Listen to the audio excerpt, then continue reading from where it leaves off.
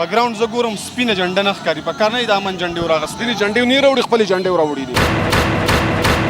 په کار نه وي د امن جنډې سپینې جامې واچولي دي که نه. په سوات چې کوم سچویشن تېرېږي په کار نه چې د امن دپاره راوته وي. موږ دا د هغې سره هم دی. ملګرو سلمان یوسفزی یم په دغه هیله چې روغ جوړ به دا وخت د منګورې سرخار نشاط چوک کې موجود یم.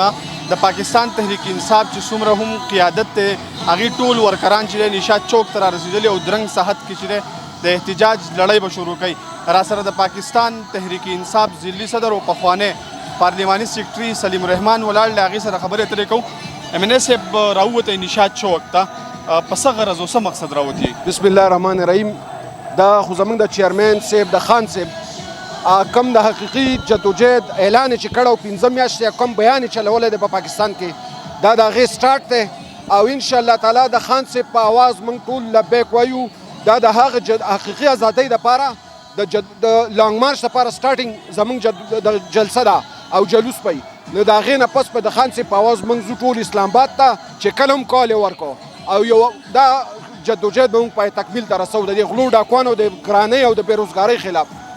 MNA صاحب دلته یو پوښتنه کوم، د حقیقي ازادۍ دپاره مارچ یا احتجاج کول هغه جدا خبره ده.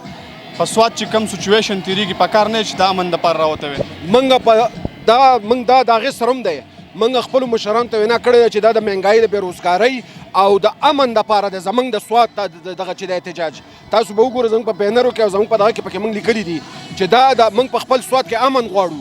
دا د هغې سلسله هم ده بلکل. MNA صاحب که تاسو حقیقي د امن دپاره راوتلي یئ په ګراوند زه ګورم سپینه جنډه نه ښکاري، په کار نه وي د امن جنډې وراغستې. سپینې جنډې نه راوړي، خپلې جنډې راوړي دي. په کار نه وي د امن جنډې. سپینې جامې واچولي دي که نه. ډېره مننه، مهرباني.